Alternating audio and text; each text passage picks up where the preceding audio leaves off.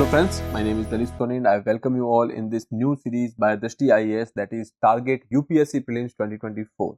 In this series, we have come up with two modules. One is related to your current affairs and second is related to your MCQ practice series. So basically, in today's video, we will be talking about certain MCQs which are related to your environment section, and this will be the first set of such MCQs. There are other videos which are related to other topics as well.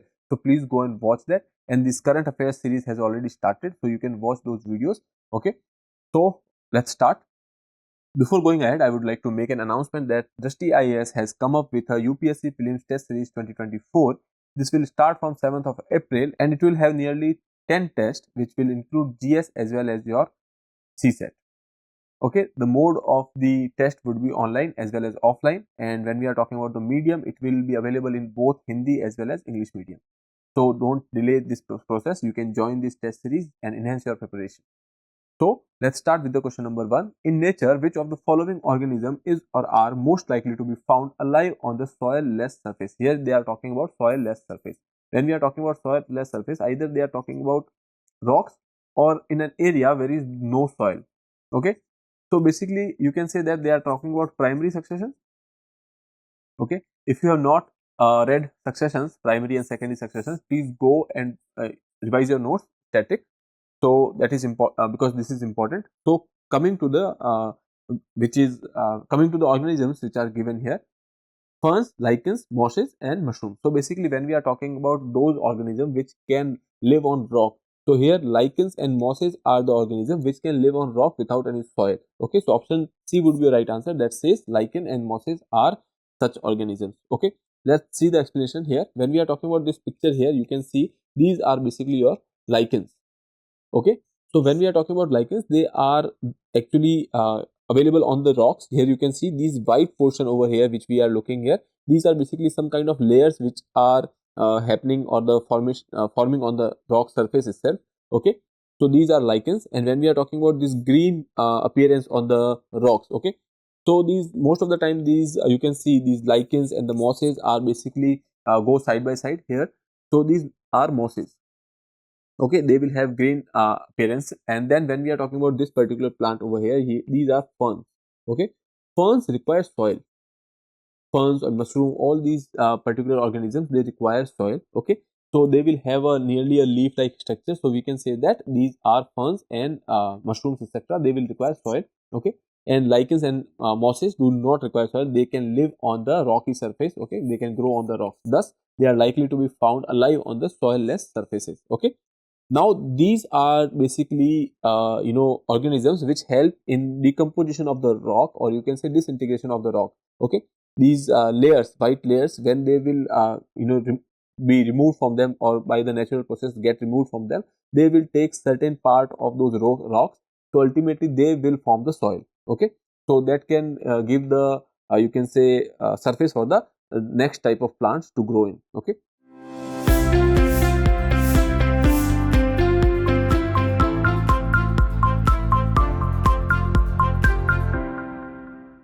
Now moving to the next question, that is question number 2. Regarding mangrove sites, which of the following statements are appropriate? A, or first statement is mangrove plant requires suitable mixture of saline and fresh water. They are talking about the mixture. Then second statement is mangrove plant require mud ground for growth and development. Third is mangrove plant found in the intertidal areas of the protected shelter coast. Mangrove vegetation is reported in all coastal states, including Andaman and Nicobar Islands. Select the correct answer using the given code below. Okay, so you have to choose the given code. Now, when we are talking about mangrove plants, so basically they grow in you can say saline or brackish environment. Okay, so this is not necessary that it will require a mixture of fresh and saline water. They can only survive in the saline water as well. Okay, so that is why this statement becomes incorrect. Okay, now mangrove plants require mud ground for the growth of the development. We have seen that most of the time these mangroves are around the coastal areas or in the area where there is a water availability. So there are muddy grounds available. Then mangrove plants are found in the intertidal areas of the protected shelter. This is correct. And when we are talking about the mangrove vegetation, it is found in all coastal states, including Andaman and Nicobar. So this statement is also correct. We can say that 2, 3 and 4 is your correct answer. Moving to the explanation part, here you can see option B is your right answer. Okay. So when we are talking about mangroves, there are certain conditions, or you can say that these mangroves are basically salt tolerant plants. That is why we call them halophytes. Okay, these are called halophytes. So that is important for you. They grow in coastal or saline or brackish water. As I told you, they can survive in saline or brackish water. So they have tolerance toward the salt. Okay, for that they have specific kind of roots. Okay, so these complex root system will be there, which will infiltrate the you can say salt out of it. Okay, and when we are talking about the oxygen requirement, okay, so we can say that these plants can survive in low oxygen zones as well. Okay, so mangroves are generally trees that are grown on the coast, estuaries, tidal creeks, backwaters, lagoon, mud deposit of tropical and subtropical regions. So that is given. And when we are talking about India, they are found in all coastal states. Okay, so please go through this particular diagram, that can be very helpful for you. Now moving to the next question, that is question number 3. Which of the following are necessary conditions for growth of coral reefs? Okay, so coral reefs, you know that they are kind of very sensitive in nature. Okay, and they are indicator of the environment they are living in. Okay, so now there are certain conditions which are given, and we have to choose which are necessary condition for coral reef to survive. Okay, now first is lightning condition, second is clean and sediment free water, third is 60% salinity, fourth is tropical sea waters whose temperature ranges between 23 to 29 degrees Celsius. Now you have to choose the correct answers. Now when we are talking about these first two statements, that is your lightning condition and the clean sediment free water, so obviously they require appropriate amount of, you can say, light to go for their food requirements. There is this algae that is called 𝐸𝐶. Okay, so this algae is basically in the symbiotic relations with the coral reefs. So basically this algae forms food for them, and when we are talking about this algae, it uses photosynthesis to form this food. So ultimately we need light for the photosynthesis, though that is fine. Then clean and sediment free water. Obviously if first is right, second has to be right, because to have better lightning condition, you should have a clean and sediment free water. Okay, so these two are correct. Now coming to the third, 60% salinity. No, this salinity requirement is little bit different, that is 32 to 42 pp. Okay, so you cannot say that it is 60%, so you can say this is 32 to 42%. Okay, so this is incorrect. Now tropical sea water shows temperature range from 23 degrees Celsius to 29 degrees Celsius. So this statement is correct. So you can say 1, 2 and 4 is your right answer, that is option A. Okay, here you can see option A is your right answer. Now when we are talking about these corals, there are certain necessary conditions which are given here. You can see 32 to 42% ppt, or you can say this percent salinity should be required over there.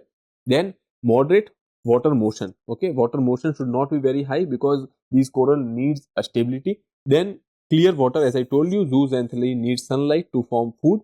Okay, then temperature range between 23 degrees to 29 degrees Celsius, and these are found between 25 north to 25 south latitudes. So basically you can say these are tropical in nature, tropical and subtropical areas. Okay, and when we are talking about this coral bleaching, you can see here that there is this coral reef, and these small dots which you are seeing over here, these small dots inside this reef, these are basically your algae, that is 𝐸𝐶. Okay, so basically what is happening is that these algae is basically sitting on these coral reefs. They find habitat, or a place to live over there, and these corals are basically supported by this algae. They impart color to the corals. Okay, so when there is this for some reasons these conditions are not fulfilled, or you can say if there is ocean acidification, or the temperature of that particular sea surface is rising, because of which these 𝐸𝐶 will start getting removed from that particular corals. Okay, here you can see these dots are coming out of these corals.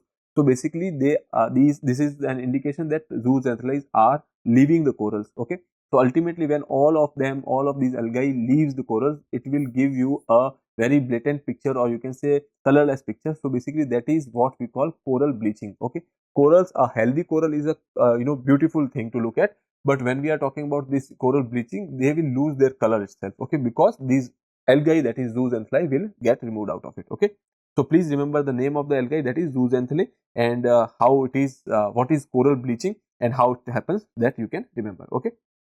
Now coming to the next question, consider the following statement. Most of the world's coral reef are found in tropical ocean waters. More than 1/3 of the coral reefs are located in the territories of Australia, Indonesia and Philippines. Coral reefs support a much larger number of animals than tropical rainforest. You have to choose the correct statement. When we are talking about this oceanic or tropical waters, as I told you, that's 25° south to 25° north, so obviously they are in the tropical waters, so this statement is correct. Then more than 1/3 of the world's coral reef are located in the territories of Australia, Indonesia and Philippines. I'll let you know about it in the further slides. So but this statement is correct. I'll show you the expanse of the corals. And then when we are talking about the number of animal groups which are living on the corals is more than the tropical rainforest. So basically they are talking about number here. Okay. And since these algae are basically very small in size, so they can live there with a very large number. Okay. So basically this statement is also correct. Okay. So 1, 2 and 3 would be your right answer. Here you can see this is basically the area. As I told you, this is your 25 north to 25 south, and here you can see that most of the corals are found in this particular area. And when we are talking about this expanse, or you can say 1/3 of the corals in the area of Australia, Indonesia, so here you can see that this statement is correct, because nearly 30% are found in East Asia and nearly 16% are found in this particular area, and some of part of Pacific corals are also present over here. Okay, so all the statements are correct. Now next, question number 5, consider the following statements. According to Ramsar Convention, it is mandatory for Government of India to protect and conserve all the wetlands in the East territory. Okay. Statement 2 is Wetland Conservation and the Management Rules 2010 were made by Government of India on the basis of recommendation of Ramsar Convention. Statement 3, Wetland Conservation and Management Rules 2010 also includes the drainage area or catchment area of the wetlands determined by the authority. Now you have to choose the correct statements. Now when we are talking about this particular statement 1, here they have said that it is the responsibility of the government to conserve and protect all the wetlands, but that is not the case, because under the Ramsar Convention there are certain wetlands which has been identified. Okay, under the Montreal Record we have a list. Okay, that is, we called it Ramsar list or Ramsar site list. So basically these are you can say obligation on the government to protect and conserve. So basically that not all of the wetlands are protected in the Ramsar Convention, so this is incorrect. Then we are talking about the rules which were made in 2010, that is Wetland Conservation and the Management Rules. Yes, these rules are based on the Ramsar Convention, so this we can say that this statement is correct. And then they also include drainage area and the catchment area of the wetland as determined by the authority. Yes, that is also true. Okay, so 2 and 3 is your right answer, option B. Here you can see, to protect and preserve wetlands around the world, there is a list that is called Ramsar list. After identifying the wetlands of the international importance, these are given some special attention for their conservation. Okay, and especially we will give priority to the water flowing and natural habitat for the animals, or those wetland area which are water flowing, they are having water which is flowing, and then natural habitat for birds and animals, and they have potential for the biodiversity. Okay, so there are certain here you can see there is this water conservation, then when we are talking about this biodiversity conservation, okay, and the habitat conservation for the animal and the birds. Okay, now wetlands rules has been formed as per the recommendation of the Ramsar Convention. As I told you, these drainage area and the catchment areas are also included. Here you can see there is this infographics given here wherein you can talk about this particular thing. As I told you, Montreal Record is the list of these protected Ramsar sites. So you can say this is Ramsar list. Okay, and it was adopted in 1990s.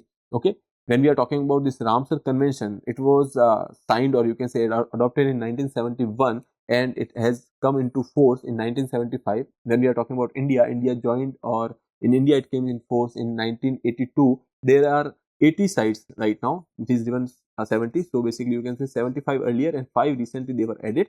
So there are nearly 80 sites now. Okay, and when we are talking about certain key facts, you can say that the Sundarbans in the West Bengal are the largest Ramsar site. When we are talking about smallest, that is Vembanad wetland, that is in Tamil Nadu. Okay, and when we are talking about the maximum number of Ramsar sites, that is in Tamil Nadu, and that is now 16 and not 14. Please remember that this is not 14 and 16 now, because recently 2 has been added. Okay, so here you can see India has increased its tally of Ramsar sites to 80 from the 75. There are 5 sites, 3 from the Karnataka, that is Ankasamudra Bird Conservation Reserve and Agnashini Estuary and 𝐸𝐻𝐒 Conservation Reserve. These are in Karnataka, so please remember that. And then Keraivati Bird Sanctuary and the Longwood Solar Reserve Forest are in Tamil Nadu. So here you can remember these 5 names, which is kind of very important for you. Tamil Nadu continues to have the maximum number of Ramsar sites, that is 16 sites. As I told you earlier, there was 14 and 2 has been added by these 2 names. Okay. Now moving to the next question. For your information and for your knowledge, I have given these Ramsar sites. There are 75 Ramsar sites, and please mark the other 5 also for your reference. Okay. Now the next question is, consider the following ecosystem: mountain ecosystem, island ecosystem, mangrove forest ecosystem, coral reef ecosystem, and which of the above are example of the fragile ecosystem? There are so basically there are certain ecosystems which are very less sensitive to the changes in the environment. Okay, they can survive certain conditions. Okay, but when we are talking about certain other which are quite sensitive to the change in the environment, if there is any change in the environment, the ecosystem will also change. You can say that particular species of that ecosystem or the plants or the animals, they will also show some kind of changes. Okay, so ultimately they are talking about such fragile ecosystems. If there is a change in the environment and they respond to the change, such ecosystems are called fragile ecosystems. So basically, when we are talking about this coral reef ecosystem, I just told you, if the temperature is rising, then these algae will get removed from that particular reef, and it will lead to the coral bleaching. So we can say that coral reefs are basically one of such ecosystem. Mangrove forest, as I told you, they are also found in the coastal areas, in the areas where there is a particular type of salinity available. Okay, so basically these are also you can say fragile ecosystem.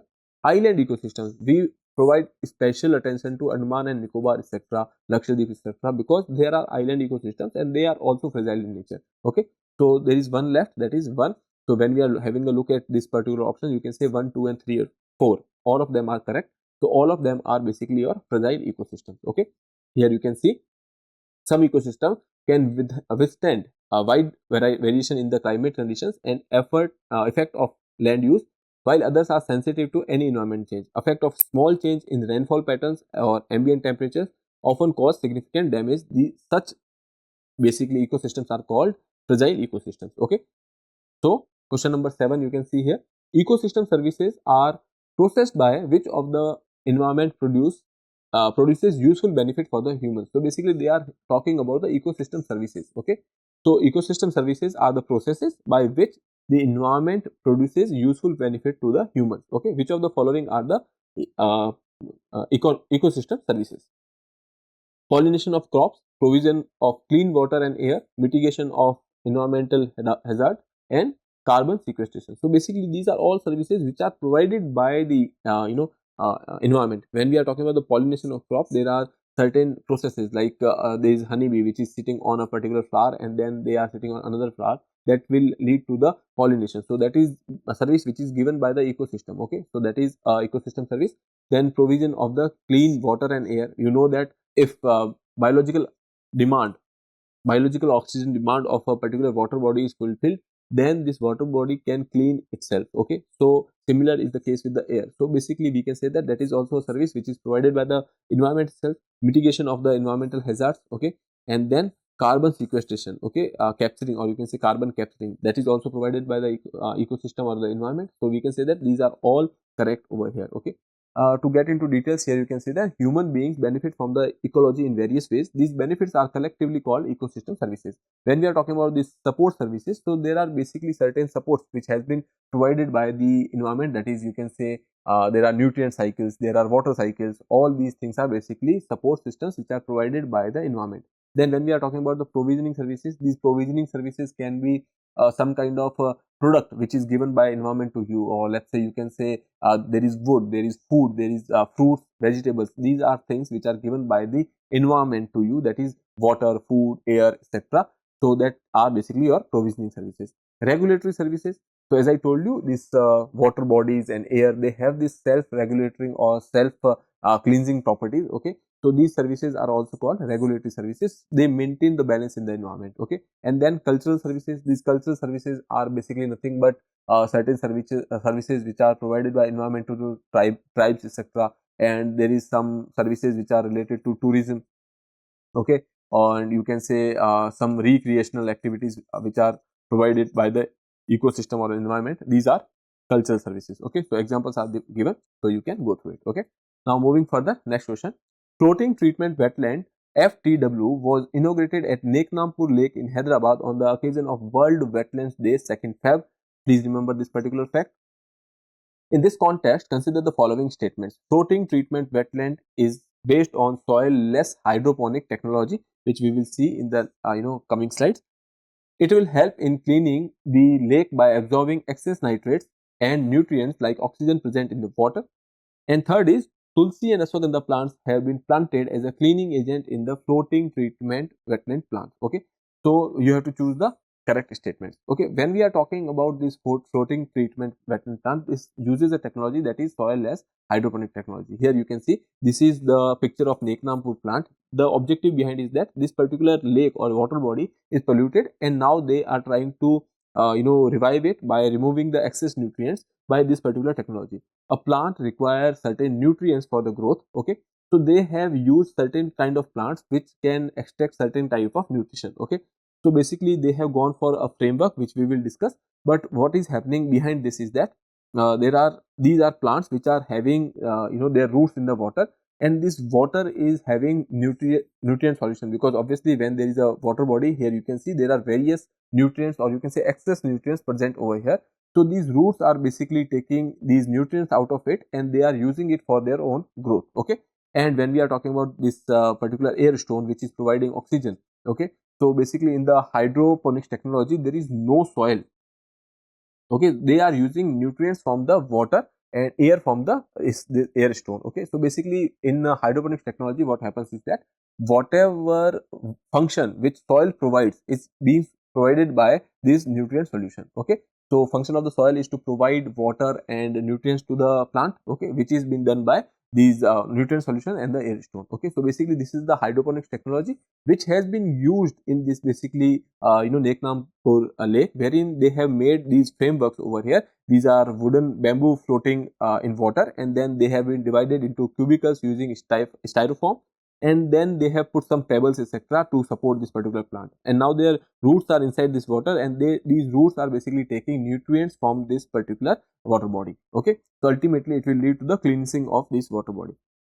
Here you can see the cleaning agent plants planted at the FWB include that khas, kanna, katil, reed, citronella. Okay, and these are certain other plants like fountain grass, herbs, tulsi, ashwagandha. They have been used. Okay, and some of the plants on this FTW has been helping in the cleansing of the river by absorbing the excess nutrients like nitrates and the oxygen present in the water. So obviously which we have discussed, and now here you can see that this statement is correct because it is based on the soil less hydroponic technology, and they have used, or they are using this technology to absorb excess nitrates and the oxygen present in the water. This is also correct. And then tulsi and ashwagandha plants have been planted as a cleaning agent, which we have seen. So this is also correct. So we can say that 1, 2 and 3 is correct. Option B is your right.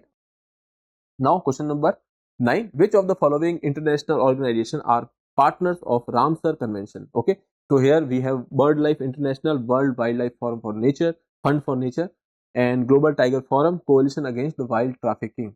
Okay, so these are certain options given. You have to choose the correct answer. Now, when we are talking about this Ramsar Convention, we know that that is a convention which is talking about wetland conservation. Okay, so wetland are certain wherein we can say that there are habitat for the birds as well. Okay, so we can say that the BirdLife International can be a part of it, and then when we are talking about the Worldwide Fund for Nature, that can also be a part of it because that is also talking about conservation. Okay, but when we are talking about tigers, okay, so wetland does not have anything to do with the tigers, so that is incorrect. And this Ramsar Convention does not talk about anything about wildlife trafficking, so that is also incorrect. We can say that 1 and 2 are answer. Option A is your correct answer.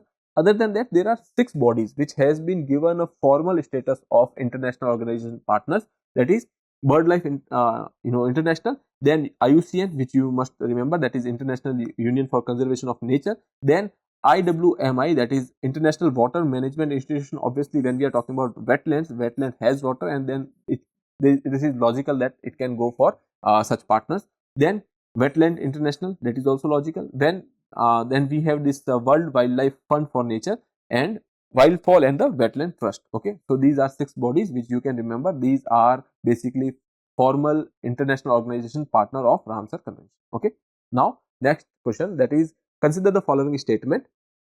First is, fungi obtain nutrients through heterotrophic nutrition system. They are talking about fungi and heterotrophic. So basically, you must have seen that fungi are basically part of your decomposition cycles, etc. So that are not heterotrophic. Basically, they are saprophytic. Okay, so we can say that they have actually interchanged it. Okay, then Amarbeil obtains nutrients through the saprophytic system. So this is also incorrect because Amarbeil has a heterotrophic system. Heterotrophic system is basically a system wherein a particular plant is dependent on another plant. Okay, so we will see that in the next slide. In lichens, a symbiotic relation found between the fungus and algae. So this is a correct statement. Okay, first 2 are incorrect and 3 is the only statement which is correct. So option B would be your right answer. Let's see the explanation over here. So B is the right answer. This is your Amarbeil. Okay, here you can see this particular structure which is wrapping around a stem. These are Amarbeils. So basically, for support and for the nutrients, they are dependent on this particular plant. Okay, so such system is called heterophytic system. Okay, heterophytic system. So that is when we are talking about Amarbeil, it is a heterophytic system. Okay, and then when we are talking about these fungi get their food from the dead and decomposing things. As I told you, these are part of decomposition cycle. Okay, hence they get food through the saprophyte nutrition system. Okay, so they have interchanged it. So these 2 things here are clear. Now when we are talking about lichens, so lichens are organisms which are basically consist of symbiotic relations between fungi and algae, because algae provide you the by the means of photosynthesis, they can provide you the food. Okay, and these fungi are basically, they are providing these algae as a you can say a place to live or a habitat. Okay, so this is kind of a symbiotic relation between algae and fungi. So lichens are basically a symbiotic relation between fungi and algae, wherein algae gives the food and fungi give the habitat. Okay, so I hope this is clear. With that, I will give you a practice question for your own practice. You can attempt this question and answer in the comment box. So question is, which of the following statement is incorrect? A, the 7th 5-year plan was revolutionary change in the perspective of coastal and the river pollution. B, the aquatic food chain is phytoplanktons, small crustaceans, zooplanktons, predatory insects, small fish, large fish, kingfisher or crocodile. Okay, then C is, aquatic plants are called hydrophytes and parenchyma or parenchyma that stores air in them is called aerenchyma or aerenchyma. Okay, however you want to pronounce it. Due to this, these plants can easily survive in water. Last statement is, the highest incidence of thoracic disease caused by the excess fluoride is in Rajasthan and Gujarat. So you have to choose the incorrect statement and answer in the comment box. Okay, so with that, I would like to take your leave. So keep practicing, keep learning, and if you have not subscribed the channel, please subscribe the channel. And there are certain video episodes which are to be uploaded in the recent time, which will boost your prelims preparation. So please keep a tap on that, keep watching them and enjoy the preparation. Thank you. Bye. For more informative content, like, share and subscribe, and do not forget to press the bell icon to get the notifications.